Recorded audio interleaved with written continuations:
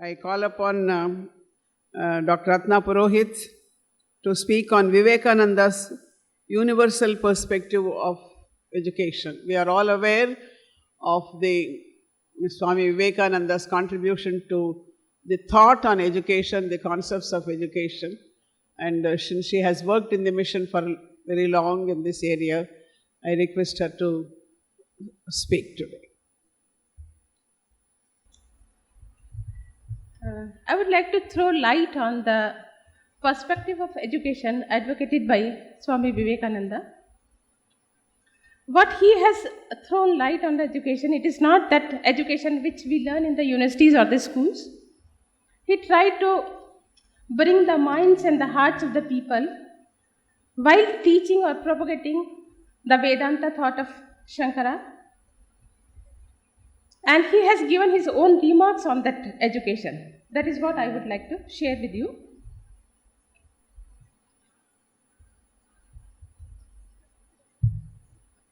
The paper goes, this my small writing.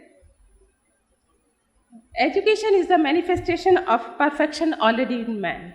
That is I can say it is the Brahma Vakya advocated by or written by or declared by Swami Vivekananda.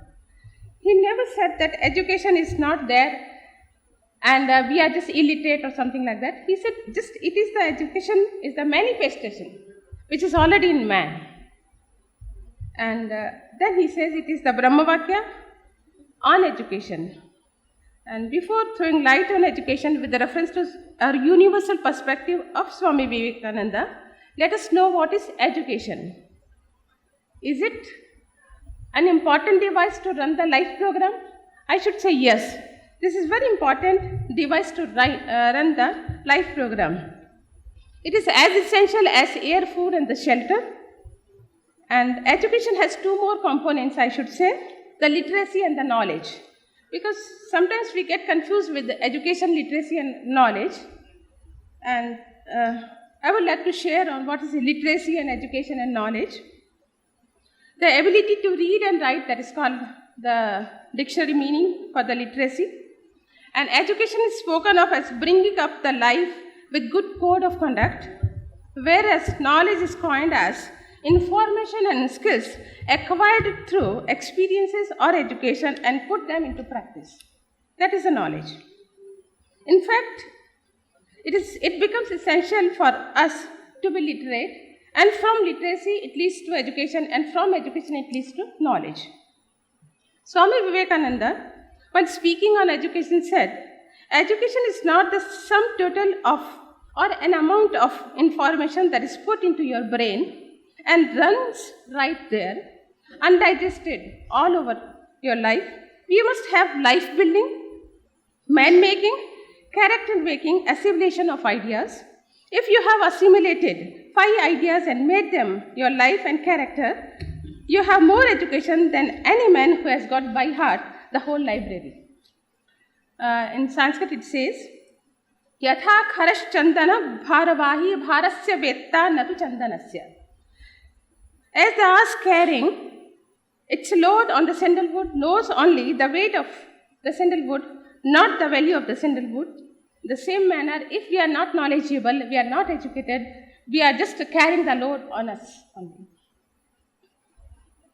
If education is identical with information, the libraries would have become the greatest treasure in the universe, and the encyclopedias are the rishis. That is what Swami Vivekananda commented.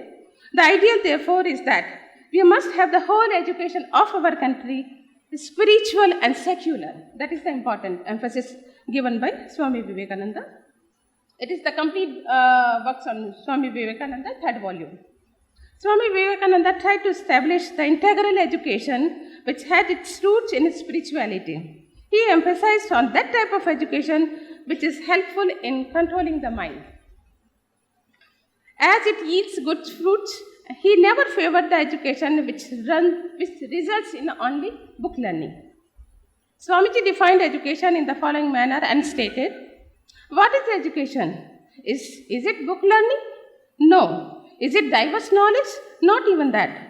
The training by which the current and expression of will are brought under control and become fruitful is called education. Swami Vivekananda did not believe in the information or in facts. He longed for that education which helps in improving concentration and helps in knowing the facts at one's own will. That is important. He said, to me, the very essence of education is the concentration of mind, not the collecting of facts.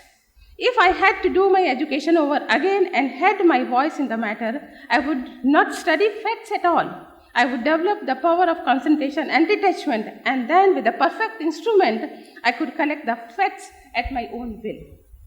While realizing the problems and struggles of people, Swami Vivekananda said that the education which does not help the common mass of people to equip themselves for the struggle for life, which does not bring out the strength of character, a spirit of philanthropy, and the courage of a lion, is worth to name it. Real education is that which enables one to stand on one's own leg. The above statement shows that Swamiji was very much concerned for poor, uneducated, and downtrodden.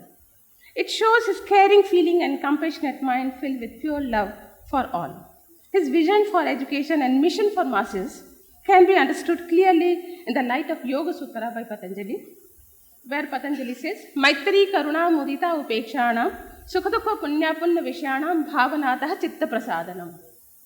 It says that one can observe undisturbed calmness of mind by establishing friendliness towards happy, compassion towards unhappy, delight towards virtuous, and indifference towards wicked.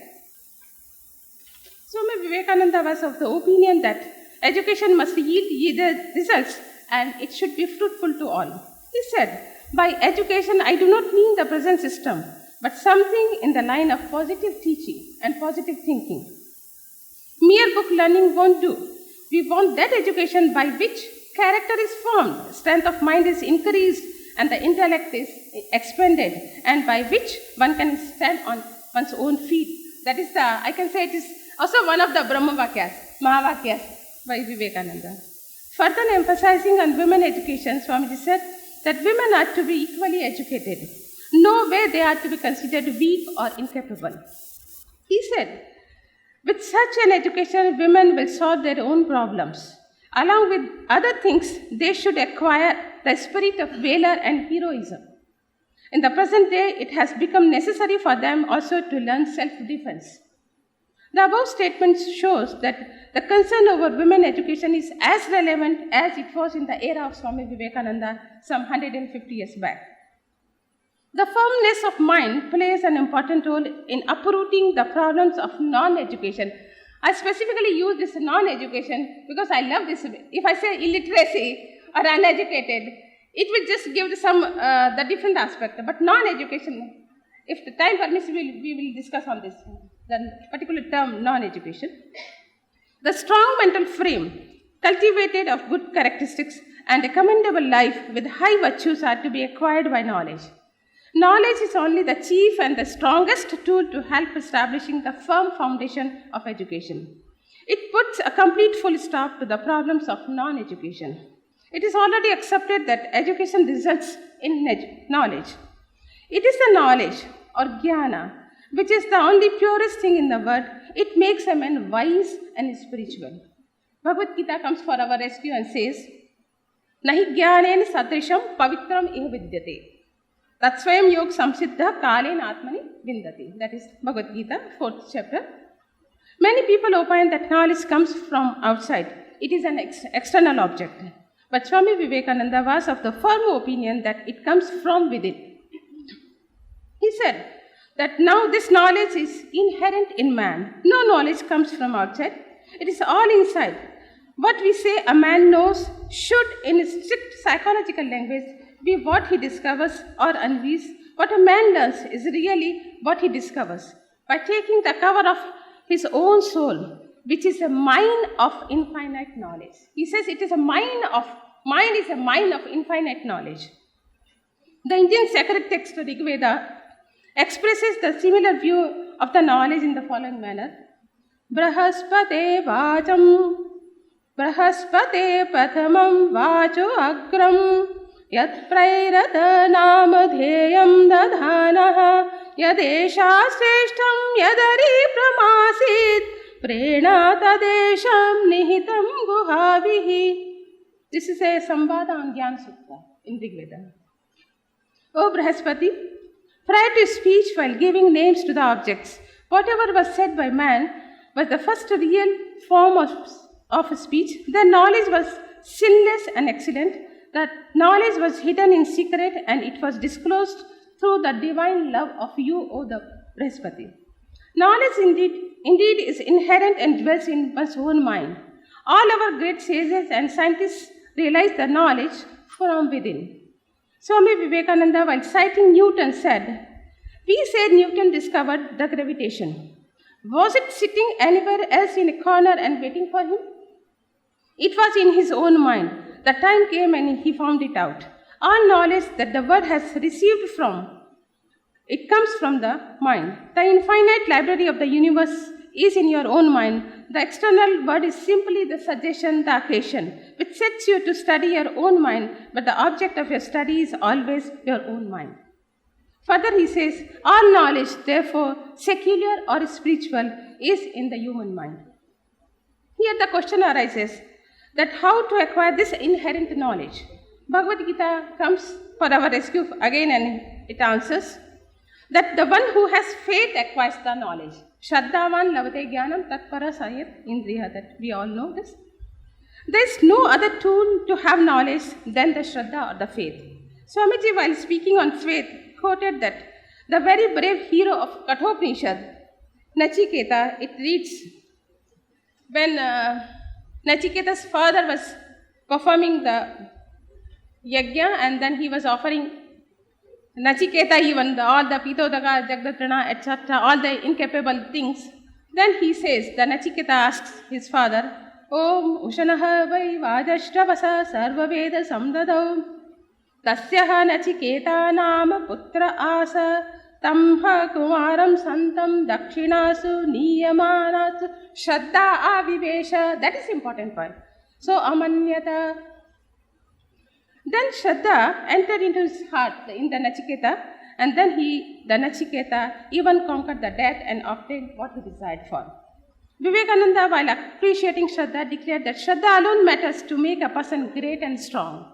Weak or low, Shraddha is accepted and observed globally. Swami Vivekananda stated while speaking on Shraddha that this Shraddha must enter into you. Whatever the material power you see manifested by the Western races is the outcome of this Shraddha, because they believe in their own muscles.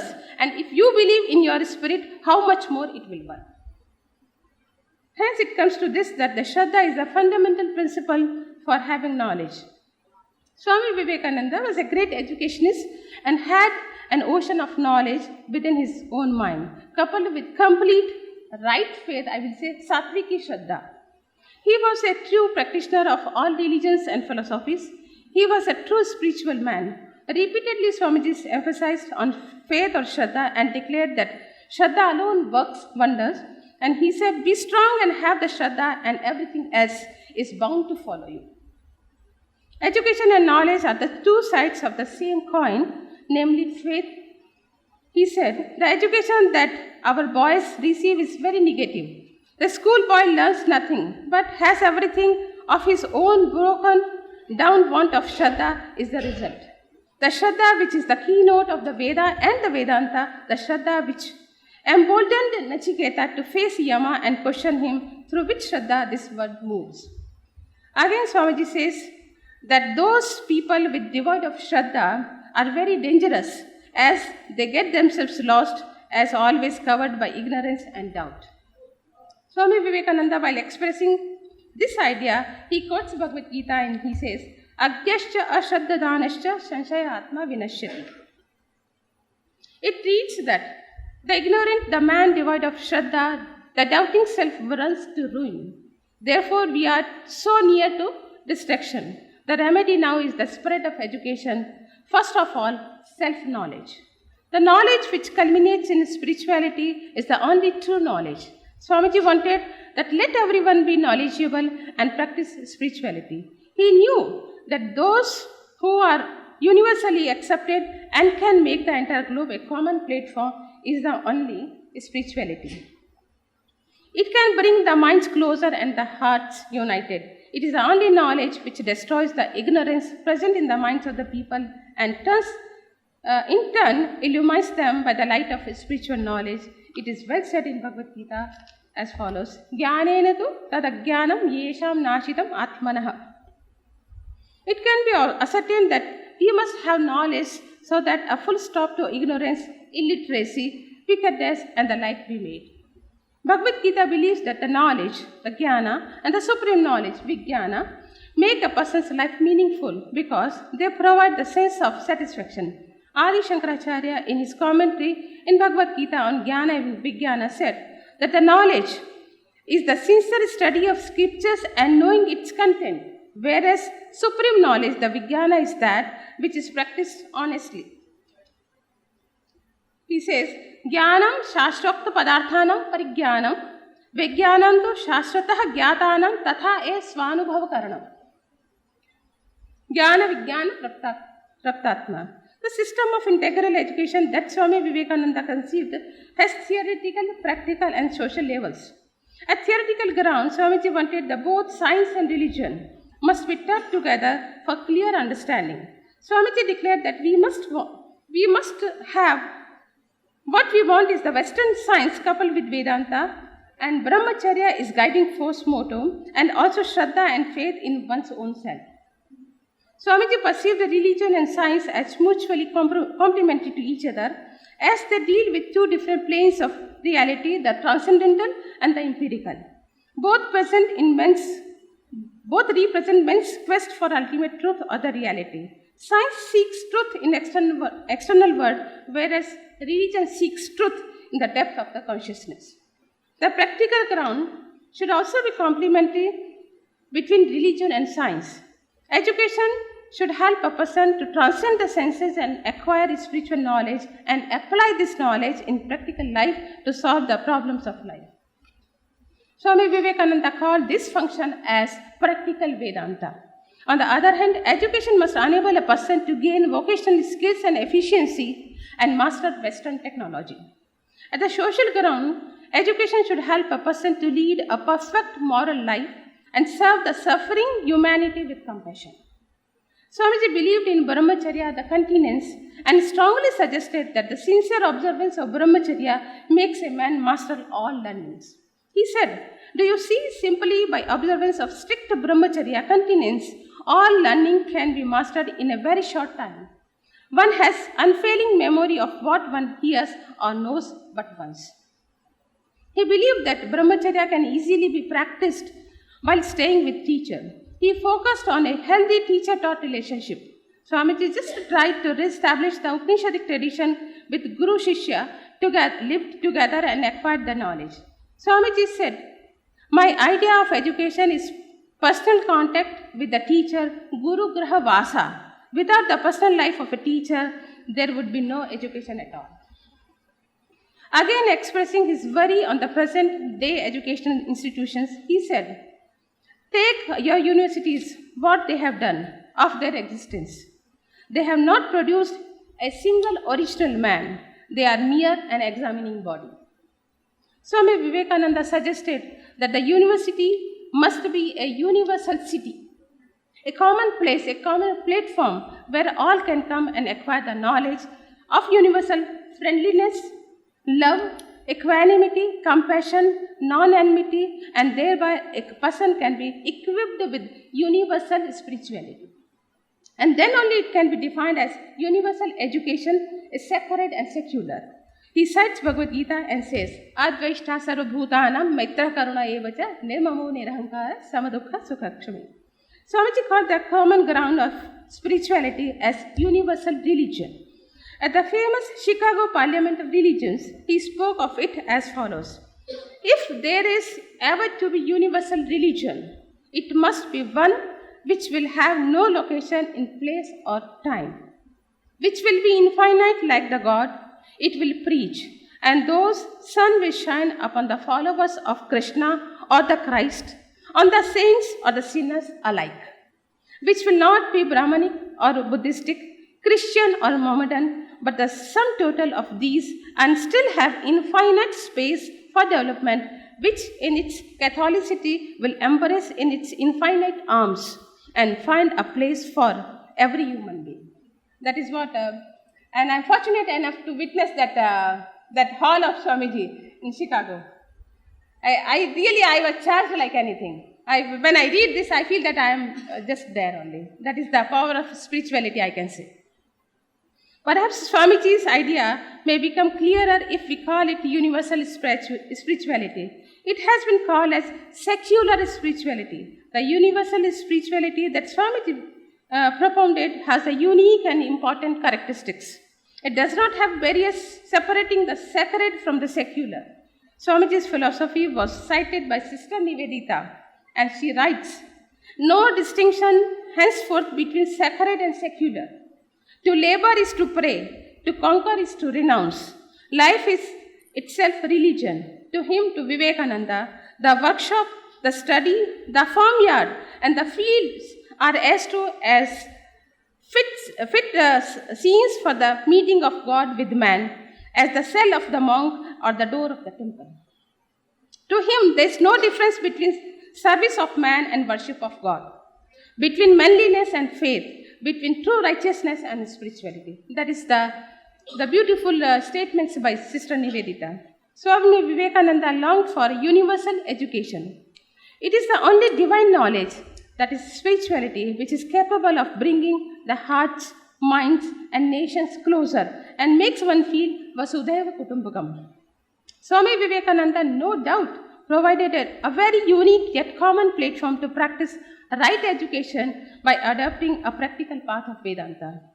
Swami Vivekananda was very positive in all his practices and philosophies. He was a monk with mission, had a mind with wisdom and a heart with compassion. He repeatedly said, "O my young man, arise, awake, and stop not till the goal is reached. Uttishtata, jagrata, prapyavaran, nibodhata." And let us all have the mind with pure thoughts. Tanme manaha shiv sankalpamastu.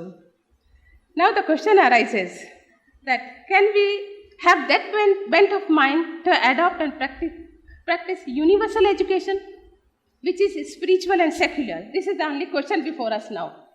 The answer is yes. We can practice the preachings of Swami Vivekananda as he lived with spiritual knowledge. It was he who made the spirituality simple. It can be practiced by worshipping God in the temple or to serve a poor in the hut. It can be lived by singing the glory of God, that is Sankirtana, or by the study of scriptures. It can be adopted by being plain in thoughts and deeds. It can be known by understanding the science and religions. It can be practiced in a Gurukula or in a boarding school too. It can be the way of life by being in family and earning honestly the livelihood. It can be visualized by pulling a rickshaw or by getting involved with NASA. For all these possibilities, what is required is purity of thought, honesty in deeds, sincerity in relations, and an equal feeling for poor and rich, illiterate and educated, healthy or sick, black or white. If we are able to adopt and practice one of these, then only it can be called that it is a right homage or we are on the path of the practical spirituality. He traveled from east to west, north to south, without much comfort, but just to spread the message of right education and right knowledge. That is the practical Vedanta. It is, in true sense, is spiritual and secular.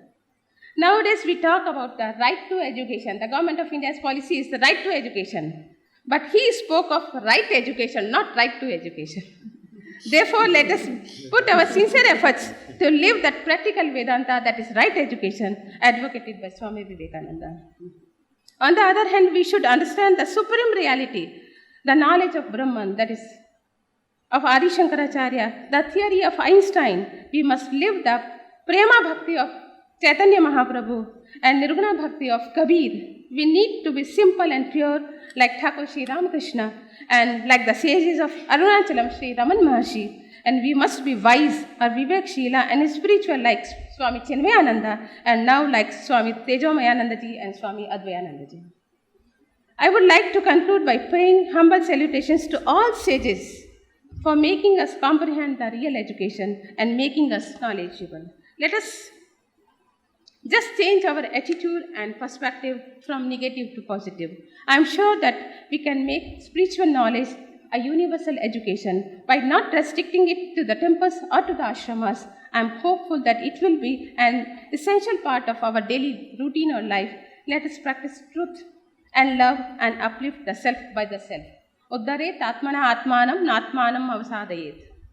And let us practice Asato ma sadgamaya, tamaso ma jyotirgamaya, mrityurma mritangamaya. Om Shanti, Shanti, Shanti. Thank you very much.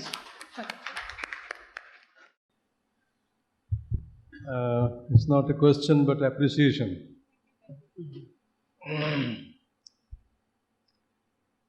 One point which was not so much underlined so far was the concept of Shraddha. Normally we take it in a very negative sense. It's an unfortunate thing that has happened in this country. Again, because being uprooted from the root. The Shraddha was a deity in the Vedic time. Shraddha is not faith. It's a total involvement, psychological involvement, preceded by reflection. This is Shraddha. And what kind of meaning it has acquired now? It's a blind faith. This is the journey, unfortunate journey we have landed in. This is to be cultivated. Reflection and sincere involvement. Reflection for rational conclusion and involvement for application. And these are the two aspects, Swamiji. Therefore, I totally agree that these are the Mahavakyas of Vivekananda. And these ideas alone can bring all together. Reflect. So, again, another word is secular. In this country, it's suffering from this.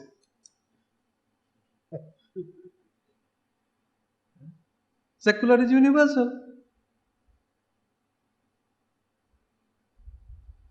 What kind of a narrow sense it has been given? We have to get out of this only by looking into our past, again with reflection, critical reflection. This is the contribution of this country, and it is for the humanity. It is to be taken not by a section of people here, but for the entire humanity. These are the things which have to be highlighted to at least realize the meaning of all-inclusive spiritual education. These are the things which are required to be brought into the center of our discourse. And that is possible only when we go to the origin. Because you have lost the meaning with which these terms came into application in those days. In course of time, those intentions were forgotten. And our own intentions have been added. And with our intentions, the words are being used today. And that is why, again and again, time and again, I say that we have to go to the original. We need a proof to hold this view. Whatever view you hold, we need pramana. We need proof. These terms have been used so loosely, I tell you. The moment you say pramana, they will laugh at you. Oh, he is using the term again of the past. But what were the ideas behind these terms? I think this kind of a presentation takes us to that feeling of awareness, a kind of a awareness that what we have lost and what is required to be regained by looking at those situations. Swamiji was doing the same thing. Even at his time, the same thing was happening. Chaitanya Mahaprabhu was doing the same thing yesterday. At the time, the time when the society was suffering from many things, many ailments, and it is Chaitanya Mahaprabhu who addressed this idea. So as long as the jnana is not applied, that is why practical Vedanta was necessary. So for application, but before application, what you are going to apply, you should be clear about it, that no. But that itself you make it narrow. Your intention is the intended meaning. Then how can you apply? How can you make it universal? How can you make it secular? All these terms are now encouraging division and not unity. And therefore, it is the need of the hour that such topics must come to our discourse, and very serious discourse. This is just a beginning, I would say, but we will go into deeper and deeper. So, madam, thank you very much for. So, Shraddha, Shraddha should not be taken in the sense of blind faith. Thanks God. I mean, this was not the deity. It was a deity. Why? To bring it, always keep to your mind that you have to be always universal. You should not do lip service. Heart should be involved in that. So it's a perfect 100% involvement that was behind the idea of Shraddha. So, but Shraddha has been replaced by faith. And faith means blind faith. And we are suffering. Thank you very much. Thank you very much.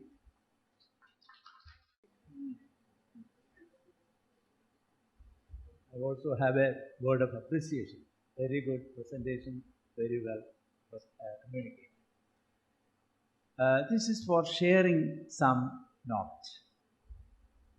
In the Bible, there is a verse, God so loved the world. It's a poor translation. In Greek, it is, God so loved the cosmos. In Aramaic language, Olmoio means the universe. And that is the name of God. So, Olmoio, there is no distinction between secular and sacred, you said. A personal note. Last year, a first script was published in my college when I was 18. I wanted that it should be a reflection on secular spirituality. Several articles were contributed. And when the publishers, they thought, why not? Because he's a Christian. So they said reflections on Christian spirituality. Why do they want to make it Christian? Then, receiving the first script, I replied and I said, now I understand Christian means secular. God so loved the world, cosmos, olmoio, seculum in Latin, as you said. So, spirituality is not apart from seculum, olmoio and cosmos. Or otherwise, this is the reason why people are hesitating to have spiritual. Oh, you are speaking something about spiritual, heavenly. We are in the world. We do not know. We don't understand. Because we in India are now following the Western understanding of secular. Because there, secular sacred is separate. But in India, in the East, it is not separated. It is one. So, thank you very much for that emphasis. I think I am getting more and more light as we come to the close of the conference. I was just recollecting Bhagavad Gita's one shloka again. What is really the spirituality or how it is simple and secular? Yasmanna udvijite lokaha, lokanna udvijite chayah, harsha masha bhayodvegahe, mukta yah sachame priyaha. By which a person is not getting disturbed by Loka. Or by a man, the entire world is not being disturbed. That is the only real or the practical Vedanta or the spirituality. That is what I wanted to add. Very simple, but we have just gone to that and that extent. It is very simple. It is just before us. Yeah, thank you very much, sir. I just want to add one small comment to the audience. I don't have philosophy background or Sanskrit background. I've been throughout a scientist, but science also is related to religion. Science is converged already with religion. I just want to make one comment. At the early days of independence, it was declared that we have 15% literacy. It is unfortunate, Swami Ranganathananda quoted that India is basically a knowledge-based society. Literacy has no meaning, because if you are knowledgeable, it is all right. Only to read and write, if you know, it's called literacy. But unfortunately, we were dumped as illiterate country. People thought knowledge is no use, literacy is important, and went to universities and acquired education. That is not acquiring knowledge. It was a knowledge-based society, and it was an agrarian society. Our people knew, whether you call it knowledge related to material science, knowledge related to biological science, or knowledge related to spiritual science or philosophy, they knew it. They synthesized, they analyzed, they lived that life. But the moment education came in, then we started analyzing it in a different perspective and ended up with more confusion. So I think if we can, knowledge has no attachment to any religion, sect, nation. It has no barriers. Everybody can acquire any knowledge. It is all in the mind, as Swami Vivekananda has said. At one of the speeches, Swami Ranganathananda spoke in the Ramakrishna Math. He said, unfortunately, we go by the dictionary meaning of the words. Religion is a way of life. It is my matam, it's my way of life. You can have 1,000 ways of life, that doesn't matter, but ultimately you only want to reach at one place, and you only want to know yourself. If you know yourself and know where to reach, and whatever way you travel, it's the same, and that is what is meant by universality. In one of the public speeches, he was telling, and it is from that universality, the university concept. But today, university is no more universal. The whole philosophy, logic, the way of functioning has totally changed. We only adopted the word meaning, but not the real meaning of universality. That is where our problem, I think, is at present. And if we can go back and rationalize what is universal and how universities have come in, the whole education will certainly will go through a big change, and unfortunately, the teachers need to be oriented to this, whether it is a school level, high school level, college level, any level of educational training. Now, I think I would stop and request Dr. Mishra, professor from Lucknow University. He is going to speak on Sanatana Darshanam and co-creating a new world beyond crisis of faith and reason. And he follows the faith concept, which already Dr. Ratna has said. I am glad he has come to speak on universality in Sanatana. Thank you. Oh, he is from Kurukshetra University, sir.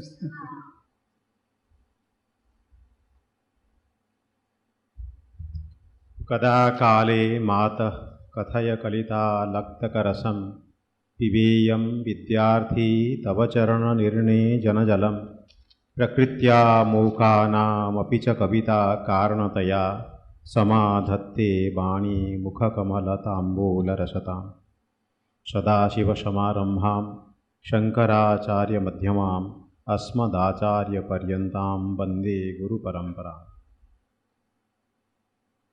Esteemed chairperson, respected scholars and friends, this parampara plays a very important role in our lives. this heritage. The collaborator in this program is Education Heritage from Canada. This heritage goes back, as Professor Jha was explaining the term Shraddha, Shraddham Bhagasya Murdhani. And yaya vastupalabhyate, tasya isa kathita Shraddha yaya vastupalabhyate, Acharya Shankar in Viveka Chudamani. Shraddha has a great value. Shrat is Satya. And Dha, Dhiyati yaya, Sa Shraddha. So without Shraddha, Satya is never achieved. So Shraddha is highly essential. But then when Shraddha reduces itself to being a mere faith, then we pay only lip service to Shraddha and the real Shraddha is missed. While speaking of this parampara, how spirituality is universal, matter also is universal, but how spirituality is the most required objective in life to hold on to matter in a proper manner.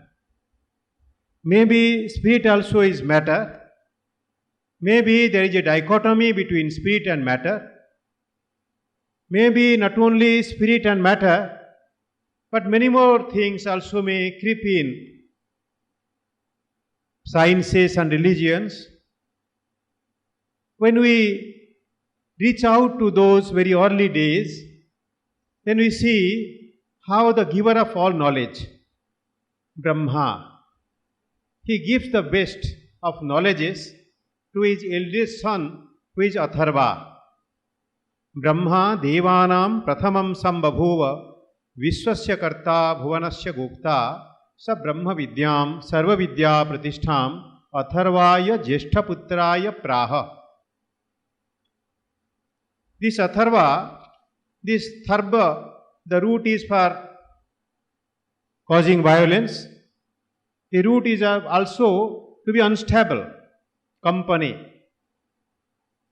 So one who is non-violent and one is highly stable. To him only the highest knowledge comes. That is how to all our seers and sages, all through the world, in the east and also in the west, this knowledge did keep coming all the times. And this Sarva Vidya Pratishtham Adhyatma Vidyam Sa Brahma Vidyam Sarva Vidya Pratishtham. This is what also is underlined by Swami Vivekananda in his Practical Vedanta when he speaks of the ideal worker. Who is an ideal worker? He may be doing anything. He may be a sweeper, he may be a gardener, he may be a professor, he may be a monk, a sage, whatever one's role in life may be, but how to be the best at that? How to be the most ideal? Such a person whose role can be conveyed to the rest of the society. Yadyada charati sreshthas tatta deve tarojana sayada brahmanam kurute lokas tadanu vartade. So how to be that? How to be a role model? That is briefly told by the Bhagavad Gita as Loka Sangraha. All those people, they have been Loka Sangrahins in their own manner. But then they are similar to each other. In some way, Sankara is similar to Christ. In some way, Christ is similar to Guru Nanak Dev. In some way, Guru Nanak Dev is similar to some of our very ancient seers like Bhamadeva and Vishwamitra. So, in spite of being similar, also there are dissimilarities. Why? When we speak of universality now, Madam Chairperson was giving a very beautiful clue to the word university. Now perhaps rightly we have conveyed the sense as Vishwavidyalaya in almost all Indian languages. It's a multiversity. Version is one Vidya. So the Vidyas we keep apart. Sometimes I think I fall in the faculty of Indic studies. Some time back when I was a research scholar, I asked the dean of the faculty, as to what a faculty meant about. He was very close to me, he loved me. I said, what, sir, actually as the dean, are you doing? Are you bringing together all the 5-6 departments? He said, no, practically I am doing nothing. I am signing through a few files.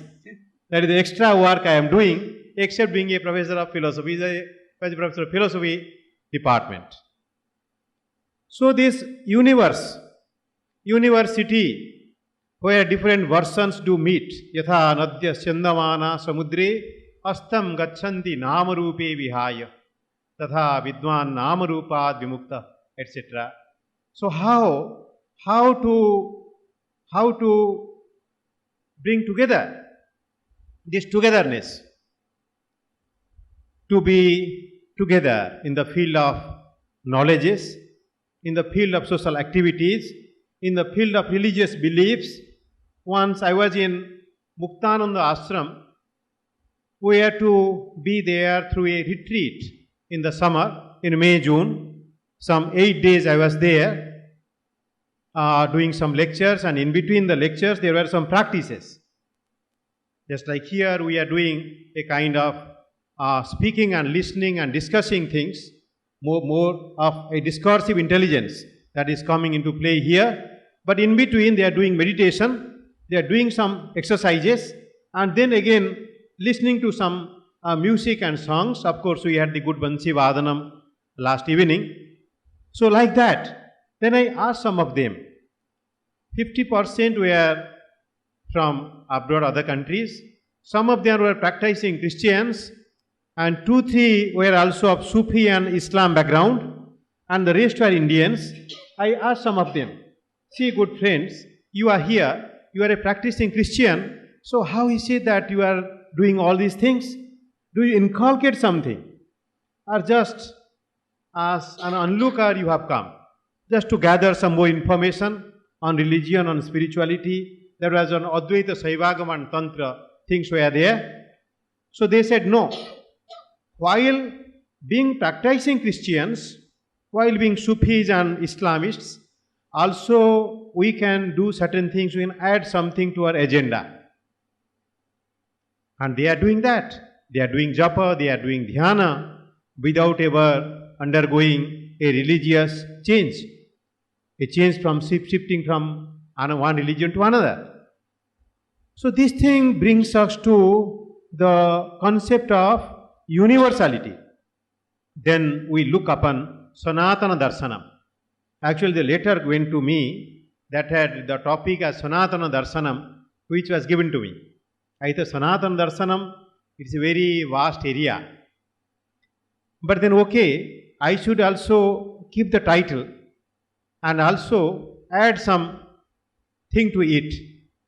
So I try to add these lines, how to this faith and religion. Every age in humanity was an age of faith, also it was equally an age of religion. There was always a tussle, a combat between faith and religion. We did have faith, we did have religion.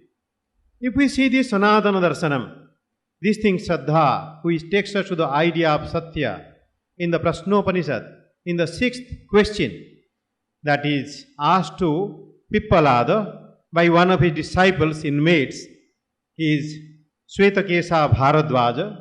Svetakesa Bharadwaja goes out in the forest. He is a learner, he is a Shishya in the Gurukulam. Then he meets with a Raja Purusa, a Raja Kumara. The Raja Kumara alights from his horseback and puts this question to this Rishi Kumara. See, you are an inmate in this sage's ashram. So do please answer to me this doubt of mine. The doubt was, have you seen the Sodasakala Purusa? The Sodasakala Purusa, that is Parama Purusa Purushottama. Then the Rishi Kumara says, no sir, I am very sorry, I never knew about it. If I knew, I would have answered to you. Since I don't know, I cannot answer to your query. If somebody doesn't know and speaks an untruth, he dries up just like a tree without water. Then he goes back and asks to Pippalada the meaning of Sodasakala Purusa. This query, constant query, query after query, query after query. That's why in later times in the Nyaya and other systems, this Vada Vidhi was established. This Vada Vidhi, this Purva Paksha, Uttara Paksha, and then Siddhanta. Then the Siddhanta turns out to be a Purva Paksha. Then further Uttara Paksha comes, further Siddhanta comes. Like this, we have rolled on and on and on. And we have reached 21st century. Since the inception of humanity, we have reached so far now. Then this Sanatana Darshanam, if I speak something on this, because mine is not an organized paper, I have some jottings and some jottings also in my mind. So I shall try to speak to you what is Sanatanam. Sadabhavam Sanatanam. Sadabhavam Sanatanam. According to one theory, man also is Sanatana. According to another theory, our sciences also, man is not Sanatana. He has come a few some years ago. As Darwin and other people, they have tried to decide. Okay, let us not enter into that strugglesome idea. This man has always been a thinking man. Our Yaska, in his great Nirukta, he says, Manasa Sevyati Karmaniti Manushya. Man has always been thinking. Perhaps others also somewhat thinking, but there is no parallel to human thinking in the world. That is why he has conquered over this world. So this human being, the thinking human being, he has come through different facts and figures. His observation and experiment, his philosophizing, and also his spiritually looking upon the things. How this spiritualism, how this is universal? If we look to all the systems throughout history, the theistic systems and the non-theistic systems. If we start with the Lokayata, perhaps the Lokayata, he seems to be a distinct participant in the arena of philosophy. And there is a part of Lokayatika in each scholiast, in each system maker. Even there is a little Lokayatika in Swami Vivekananda also playing a role. When he too much emphasizes the word secular, when he wants to bring together science and religion, or sometimes science and spirituality, then one can look upon him as a Lokayatika who can leave everything else to bring goodness to humanity, to bring happiness to humanity. He can leave everything else. So that kind of thing, that is why in some of the Dharma Sutras, there is a provision that there must be a Lokayatika in a royal court. Because a Lokayatika cannot but stick to the truth required in a given situation. The others may have some other faith situations. But the Lokayatika, they have alibis to play upon, but not the Lokayatika. He is a strict stickler to truth. These Lokayatikas, they have different manifestations. So many kinds of Lokayatikas are there. Mostly we know about one Charvaka. He is a hedonist, but he is not a logical philosopher. Jayanta Bhatta also tells about in his Nyaya Manjari, is Susikshitatara Charvaka. You consider Marx, and Marx looked upon Hindu philosophy through the Bhagavad Gita. In his circle, they discussed the Bhagavad Gita and the good things that they got about Hinduism. Okay, Hinduism also is an organized religion, but Hinduism or Bhagavad Gita without God is a very good book on human management. But if you deduct God from Bhagavad Gita, the Bhagavad Gita doesn't remain as it is. This non-Godism,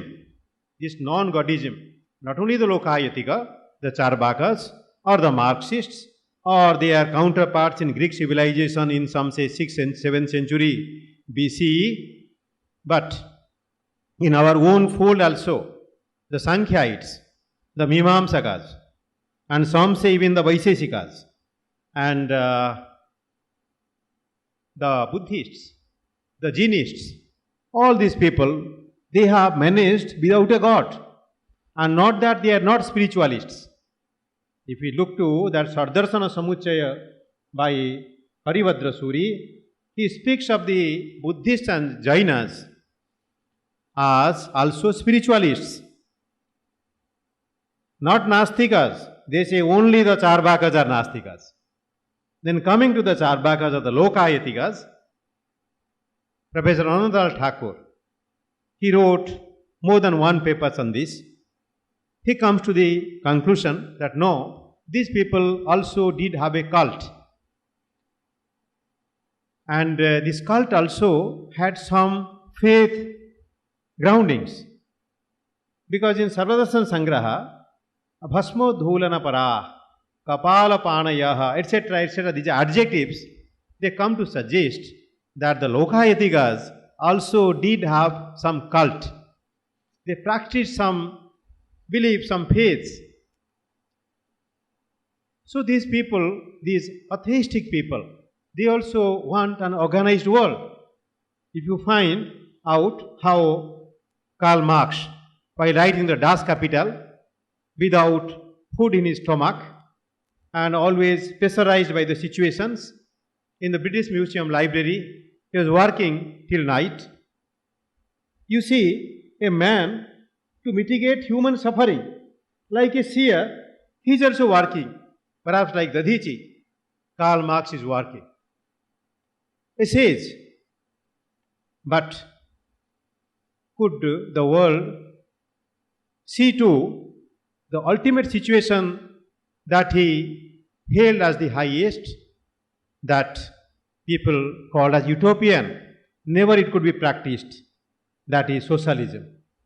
Socialism could not be the order of the day, and only the interim period, that too only in partial conditions, could be fulfilled in some of the countries. That's why we had to roll back. If we go to that George Orwell's 1984 and Animal Farm, we can come to this, that how systems can be made, but very difficult to see systems really working. Because when human mind is so productive, also there is no more detrimental a factor like human mind. That is why this human mind has to be tackled. This human mind has to be got under control. This is also largely dealt upon by Charaka and Susruta in their respective works on Ayurveda. They say it is Prajnaparadha.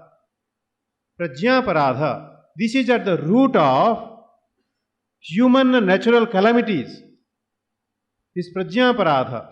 When it takes a collective form, when individual form it takes, then okay, you can do harm to your neighbor, to some of the people who belong to you.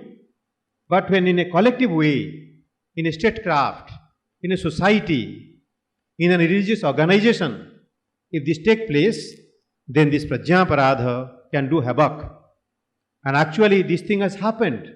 That's why today our preference is for the word spirituality and not the word religion. But is the word religion that unmeaningful? We had one there in Kurukshetra. He was a professor of chemistry at Harvard. He was a good friend of Dalai Lama. He had an institution in America. Now that man is no more, one Professor R.K. Mudgal. So he had that as an institution for science and religion. Then the religion word he shifted. No, spirituality, science and spirituality, because people said no, religion word, that doesn't work now at present. So words and ideas, sometimes they get debased like good old coins. The good old coins, debased now, were sometime better. But you know, in economics, there is a theory that bad coin drives out good coin out of circulation. When you have something better, say practical Vedanta came as a recipe, many more things came as a recipe. In each school, if each religion we find some great works, some great sages and saints, they came. they laid down foundation for that kind of rejuvenative, transformative work in the society. Could humanity after that keep to that? I get it in Punjab, Swami Ramatirtha, one of the lofty intellectuals and spiritualists of the time. He came back from America and wrote that Woods of Self-Realization. Then some people around him, they tried to create a trust to sell the accumulated knowledge, his speeches and everything. Then one doesn't know, but after some time, he finished his body in Rudraprayag. He did not want like that. So how to have a system that works? Then the Sanatana Darsanams, if we look upon the theistic and the atheistic side, then we come through the Vedas, as rightly by the lady monk it was presented, the Rig Veda.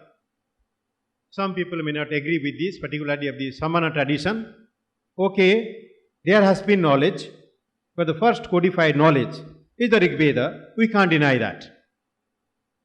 Then in the Rig Veda, how we have utilized Rig Veda? Through the Mimamsa parlance, through the Brahmanical Karmakanda methodologies, where have we actually reached? Sometimes, observing these Vedic activities, it's not that meaningful. It may be at times demeaning. That's why, at all times, even Kapila, the Sankhya scholiast, the great philosopher and sage, even those people have to go against Karmakanda of the Vedas. They have to fight against Agnihotram. It is not in the Sikh tradition, or before that in the Jaina and Bauddha tradition, but much before that, in the Sankhya tradition that is said to be the earliest of the philosophical schools, there is a fight against this thing. The Vedic liturgy. The Vedic liturgy was good at a time, but it failed to be good at the subsequent time. Then Kapila, every scholiast, every system maker, so these sages, these munis, they are called the Pravaktaraha. They are not the creators of the system, but they systematize the things out of the ancient knowledge, ancient stock. So they are called Pravaktaraha. So Sankhya Pravakta Kapilaha, or his predecessor, Sanaka, Sanandana, Sanatana, etc. Asuri is latter to Kapila. So, if we look upon the Sankhya as a system, it has a universal appeal. And what I locate, my main finding, that you see, this spirit also works with the atheist people, because if body is soul, if body is soul, if the sense organs are soul, if the vital air is soul, or the mind is soul, or the intellect is soul, and so on and so forth, then also there is some holding ground, there is some ultimate ground, where to you guide all your activities. That is the centric thing. That centric thing, if we call of that as the spiritual base, the matrix. If we reach back to our matrix, in psychology, there is a mother's lap situation, a syndrome. When one fails, one goes back to one's mother in childhood. One fails in a game of kabaddi in the village, then one leaves the place and runs away to one's mother to get some solace. So that kind of thing is not here. What is here? Matrix to gain more, the matrix of knowledges. And the matrix of knowledges, whether Atman is there or not in Buddhism, but there is a matrix. And that matrix we have to reach back to, that in universal terminology we can redefine our spirituality as that. It cannot be Atmavada. If we speak of spirituality as Adhyatmavada or Atmavada, then we have to keep the Buddhists away, outside our program. We cannot universalize. Also, the atheistic people, as one example, Karl Marx I gave.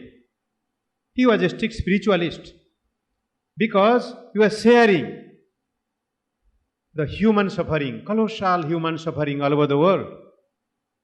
And he created the Das Kapital as theory. So also Kapila. And Patanjali, whose sutra Madam was quoting, and such a canvas he gave. Maitri, Karuna, Mudita, Upeksha, the sutra was being quoted by her. And also these four taken together in Buddhism, in Pali Buddhism, they are called as Brahma Vihara. Brahma is Ananda. Maitri, Karuna, Mudita, Upeksha. Those people like K.N. Upadhyaya, who consider Buddhism to have entered into the Bhagavad Gita, they also consider Maitra, Karuna Evacha, Nirmamo, Nirahankara, Shama Dukkha, Sukhakshami. The creator of this Swadhyaya movement, these things, as Tulasi Dala, one monograph he has written on this, Adveshta, Sarvabhutanang, Maitra, Karuna Evacha, etc. These things. Ayatnato bhavantiti natu sadhana rupina. Advaita Vedanta says. Ayatnato bhavantiti. These are the natural fallout. If one is a Brahmajnanin, for him these are natural. But if he is not a Brahmajnanin, one has to practice this. And then one can do these things. So this Patanjali, he also, because many things he takes together. One thing he says, Yatha Bhimata Dhyanadva. You see what a platform he gives to us? Yatha Bhimata Dhyanadva. Okay, let us meditate in this hall. And now I got it from the inaugural ceremony, that card, that there is a Sarvadharma Prarthana. Very good. So let us all meditate. We are full of goodness. And we can aspire for the highest bestower of goodness, that is the Lord. Even if for some people, if there is no Lord, suppose the Jaina people, and they can look upon the Pancha Mahapurushas, Namo Siddhanam, Namo Harihantanam, etc. And they can refine themselves. This is possible. So Patanjali, Kapila and Patanjali. Then if Kanada and Gautama, Akshapada, if you take their systems, they are also called as yoga. Yoga means Asupata yoga also, and also the atomic creation. So if we take to them, also you see now somebody yesterday, very good paper, it was by a lady, and it was about particle physics and wave physics, and unified field by Einstein and others. See, particle physics still works. Otherwise, the creator, the inventor of God particle could not be awarded. God particle, the initial building block.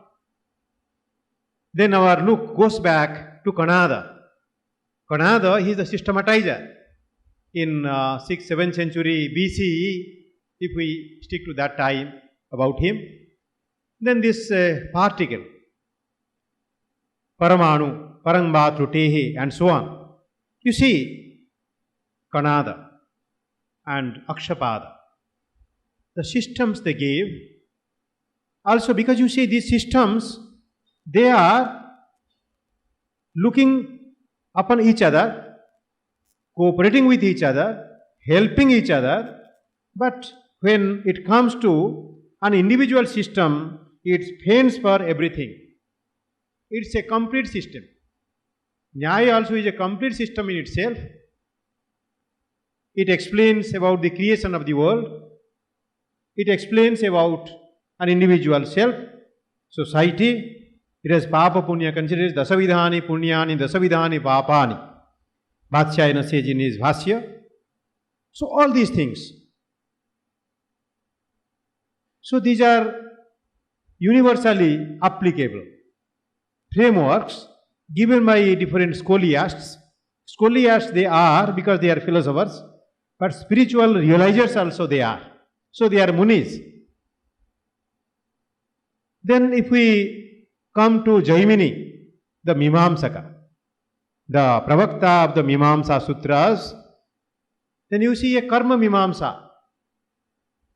Yesterday we are talking of Karma, Jnana and Bhakti, or Jnana, Karma and Upasana in Vedas. So the Upasana later turned out to be Bhakti, if we believe it to be so. Now, Jaimini, he gave a strict sense of karma.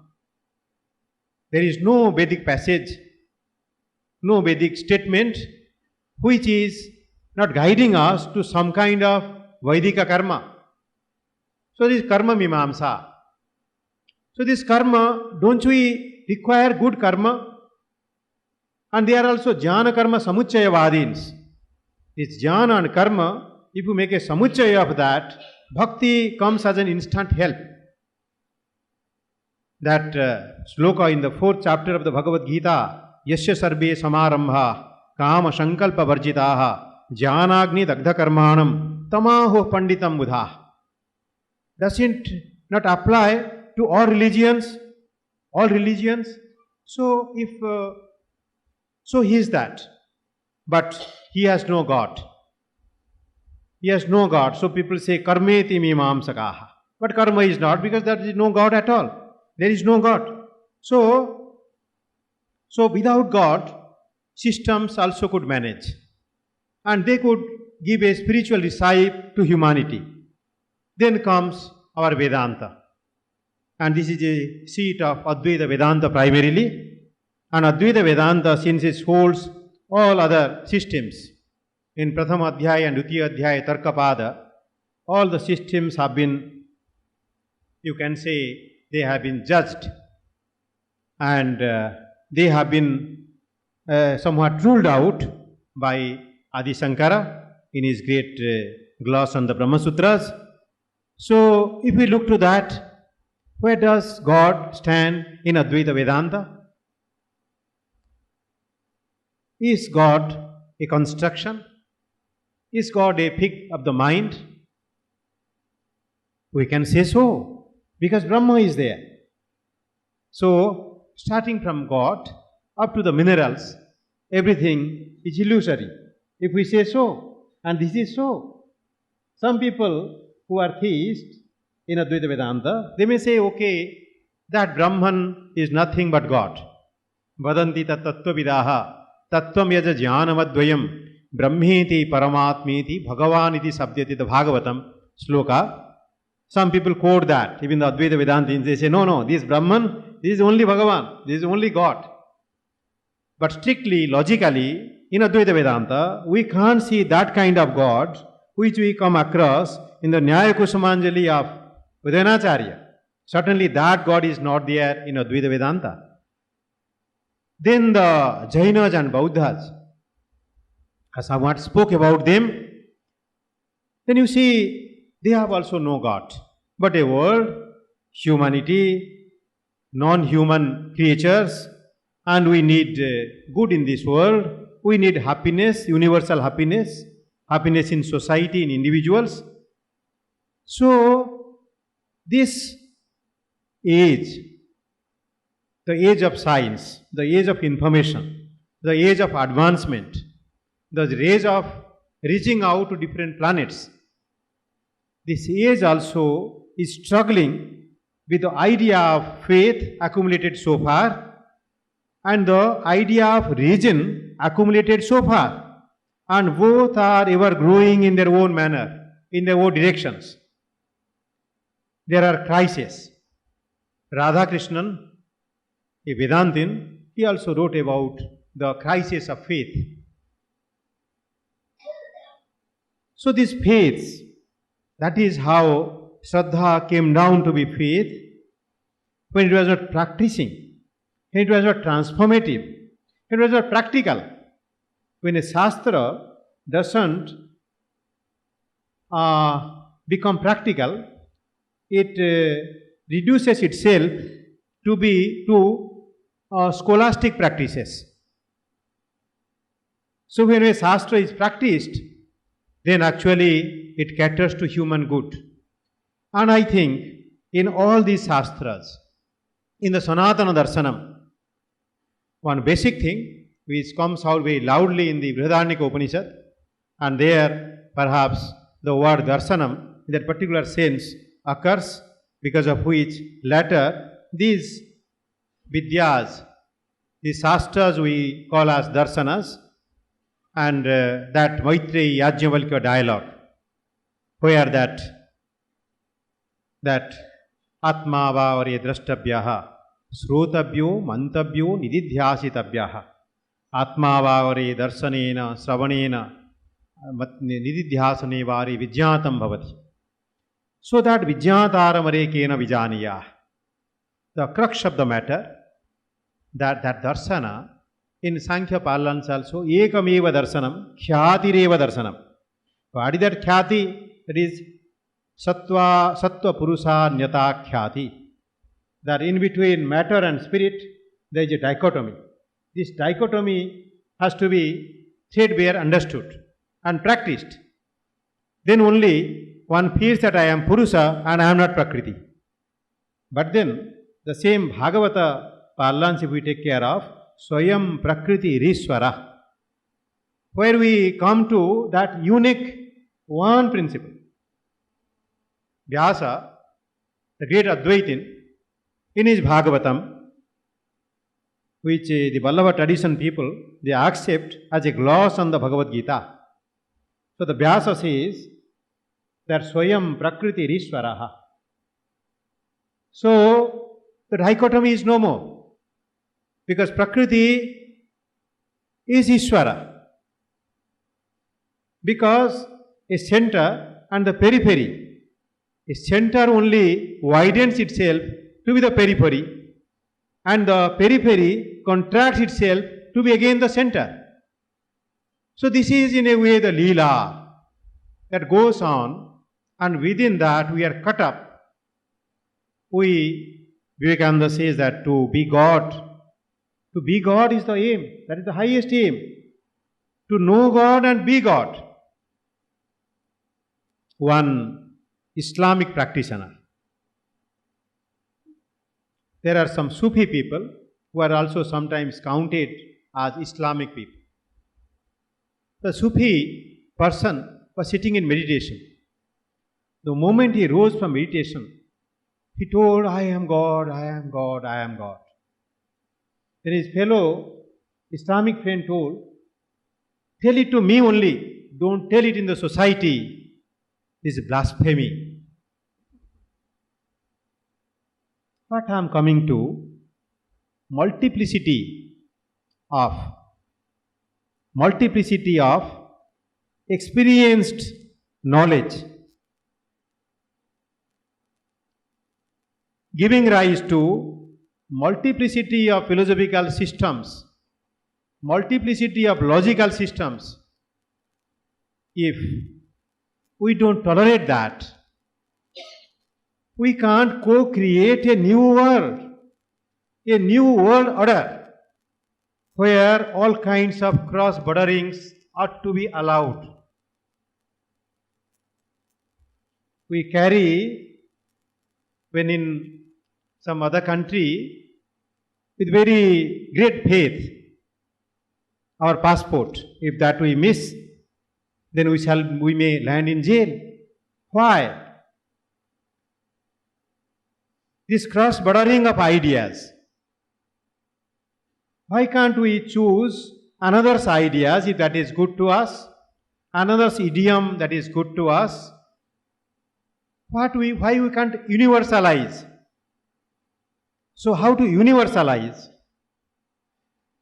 Spirituality, that is to find spirituality in all the systems so far.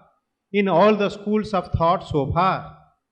And we are to know how to differentiate what is required from what is not required. We are to keep ourselves away from the stock questioning and stock answering patterns. Each guru in his own time must reorient himself. The old stock of knowledge, yes, that is a safeguard, that's a background. But then we must not re-merge ourselves into that. We are going ahead. So, when Swami Vivekananda wrote about practical Vedanta, perhaps he was differentiating himself from the scholastic Vedanta that decades and centuries had seen before him, all great scholiasts. But Swami Vivekananda said, no, practical Vedanta. Now many people in the West, say Thomas Aquinas and so many other people, they are called as transformative philosophers. When I look upon my own philosophical systems in the Eastern tradition, I find each of them is highly transformative in character. If we enter any system, then the ultimate goal, let us not compare. But that ultimate goal is certainly much higher, much better, much greater than the present predicament that we are in. Then, while talking of soteriology, that's a different thing. But human growth, growth of human spirit, growth of a society,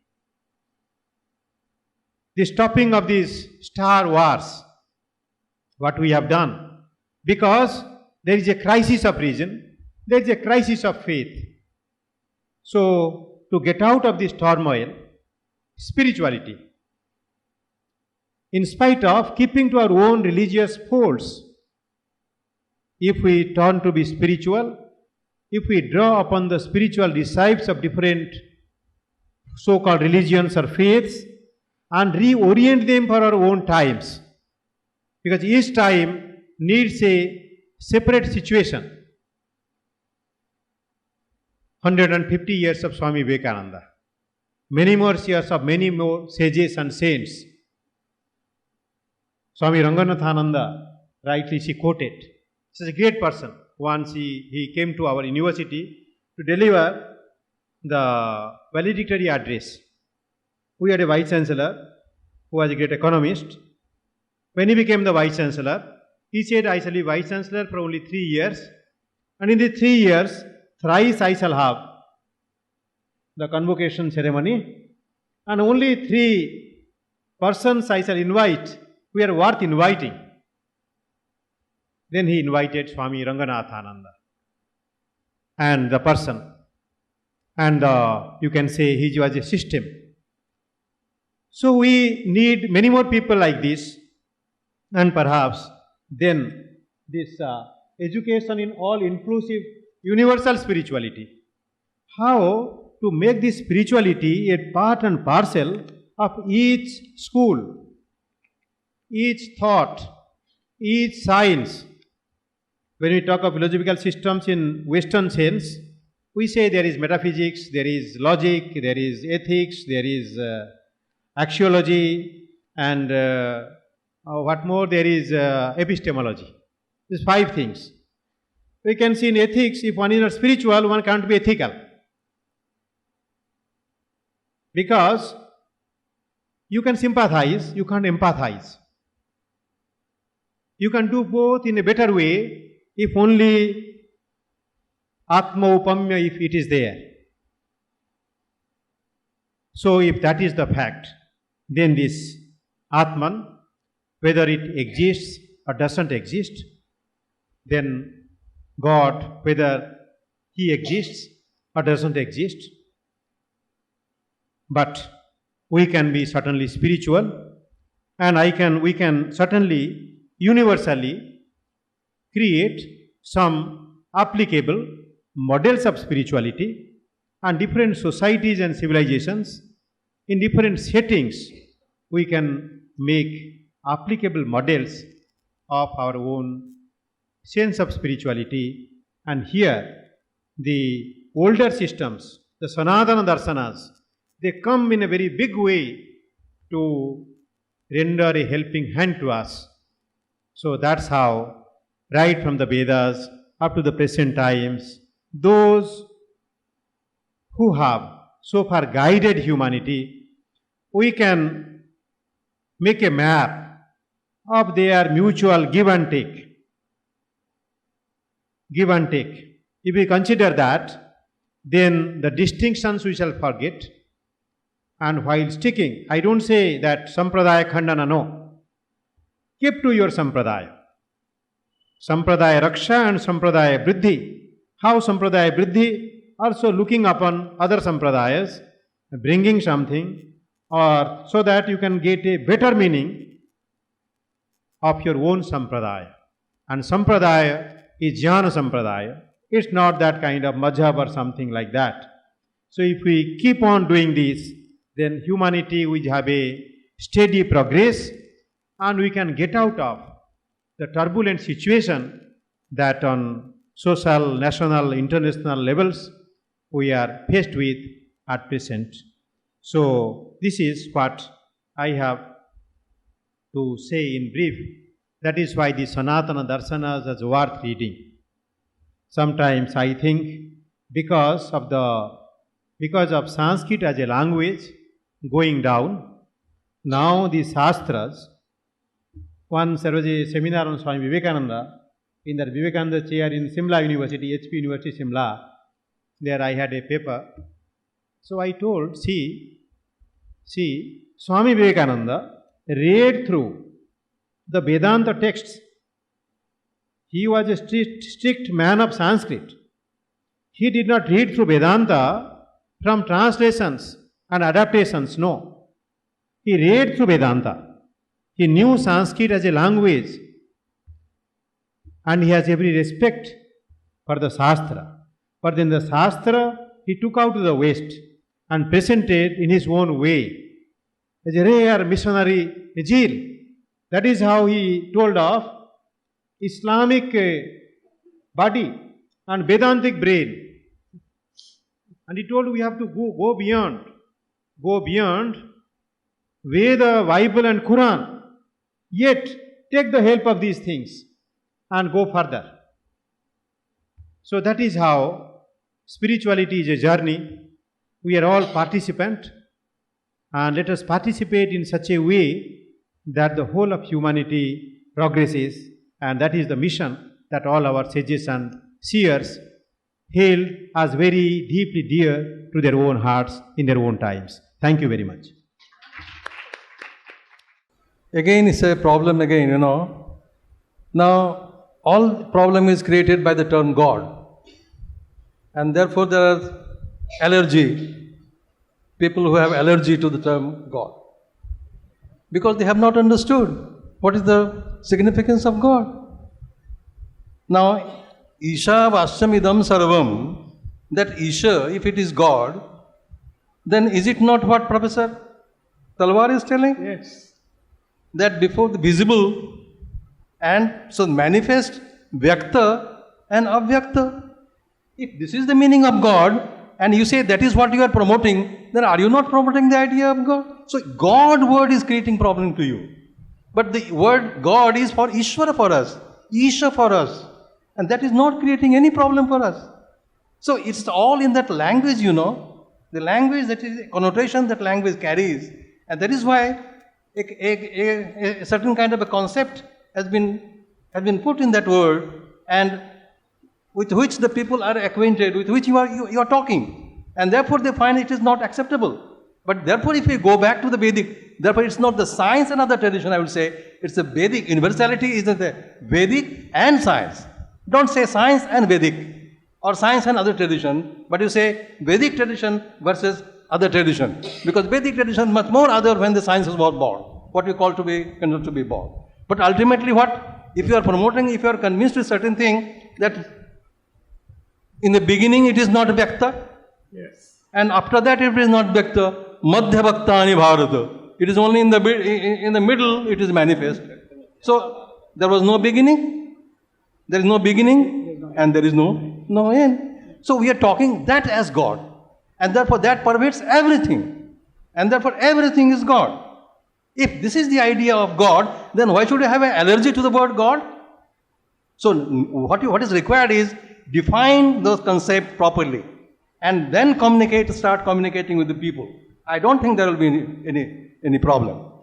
To have a little this thing for you now. Therefore, Professor Mishra has really touched another aspect which has always been in my mind. All these things can happen only when we worship rationality. So emotion should not be allowed to be overpowered. Rationality should not be allowed to be overpowered. Rationality must overpower emotionality.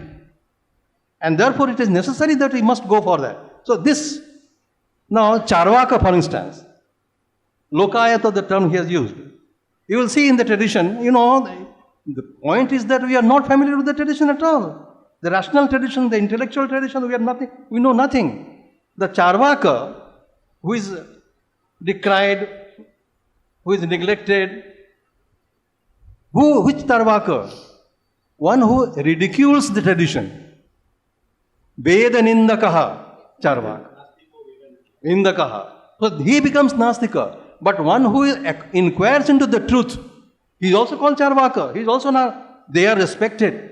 And that is why you will find that in the Dharma Sutra that he referred to, in the court of judges, one should be a logician present, because otherwise emotion may overpower rational. That was the idea. So we have to take it to be there in totality. Holistic should be the approach, and that has been the approach of Vedic tradition. Therefore, I am proud to be proud to belong to the tradition. And if I say that I am an Indian and I belong to the tradition, it is not I am going against all-inclusive spiritual education. Rather, I am telling that this is the view that we should promote, so that every universe should accept it. I can understand the problems, because I say if an Indian thought is being given to others, and therefore we are going to become small and they are going to become big. This kind of an psychological state is also required to be overcome by education of this kind. So this kind of education not only is going to help others, but also going to help those who are promoting this kind of an idea. So there is no need to be disturbed, and let us understand the tradition, the contribution of such a long tradition. It is for the entire humanity, not for only Indians or only a particular group of people or anything. And this is where this is Sanatana tradition. And that Sanatana tradition and science, don't say science and other tradition. I don't like this kind of a thing. There is no compromise on this, I tell you. Because this is not the truth, this is not the fact. It is simply expression of your ignorance. So this is what I wanted to point out. Thank you for bringing this another point to the point that rationality must be respected. Emotion should not be. This is also part of emotion. You have to compromise. Truth, that means truth you have to hide. Why should I hide the truth? If this is the fact that Ishavasya Upanishad says that the entire universe is pervaded by the God. And if that is the case, that some part is manifest, some part is not manifest, then what else are you telling? And yourself said you are not telling anything new. This is God for us. This is God, and this idea of God must be promoted. Thank you. Just 1 minute only, because we are running out of time. It's going to be there. Then I will take only 1 minute, Yes, but I have please. long speech to make, but I am not. Okay. The whole problem is we regard God as a person or as an individual. God is not a person. God is personal. That means his consciousness, his or her or it, God's consciousness is something to be enjoyed by the human. And only human, because I am not making that statement because we do not know about the other creatures. At least we could respond. Therefore, stopping our unintelligible language and the attitude of we Pandits, we know everything. In Kerala, we had a drama. You have made me a communist. The religions and the Pandits have made atheists and Nastikas and the Charvakas. So that is a response of our failure. So we have to translate the concept of God in an intelligible language to the majority intelligentsia of the country. Then there won't be problem, I believe, in the language. One more sentence, one more Yes. word. Okay. I have coined a word for the new generation. God is a verbal, virtual reality. God is a verbal, virtual reality. In the computer, they talk with, communicate. They don't see the person, invisible, but they know there is someone at the end. So God is a verbal, virtual reality, and we become divine, not God. We become divine, and the world will have changed if we become divine, not by talk, but by experience and life. That's the last question, yes.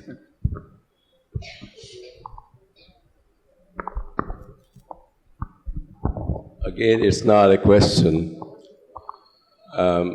It's just a point that I want to make to the gathering here, that I too am from the Vedic tradition. And I am here because I want to learn more of that tradition. The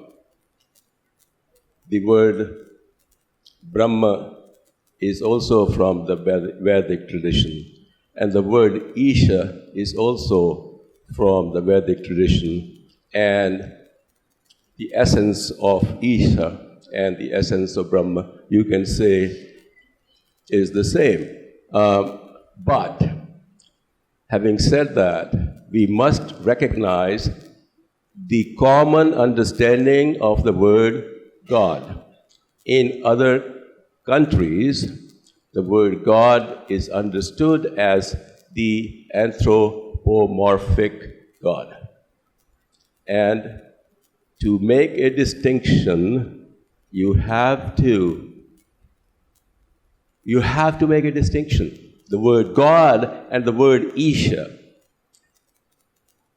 in the Vedic tradition are not one and the same. Thank you. I think it is all in the understanding of the language. The problem seems to be the language by which you understand. Just let me finish. Now, we all accept that worship, prayer, meditation is universal. Whether you are born anywhere in an island or an ocean or a forest or a country, worship, prayer and meditation are the means that you adopt in whichever faith you have trust. But by birth, you are born into a particular environment, and then by faith and by practice, you develop a certain amount of concept, you get the clarity. But unfortunately, like in the other sciences, in spiritual science also, we are trying to see the differences than the universality or togetherness. Why should we concentrate on the difference? Why can't we focus on the togetherness, universality, and the expressions? The words may differ, but the meaning is the same. All of us understand the spirit. Spirit cannot be explained. It's going to be only expressed through love, compassion, kindness, as Swami Vivekananda defined that God is love. You don't have to make a figure of God. You just say love, truth, compassion, kindness. All these are the spiritual expressions. Let us not combine material with the spiritual. These are expressions of love. And your devotion itself is an expression of love to God. So, if you don't, I don't think we should go into the alphabet G-O-D, go into the spirit of G-O-D, then you will have no problem. Thank you.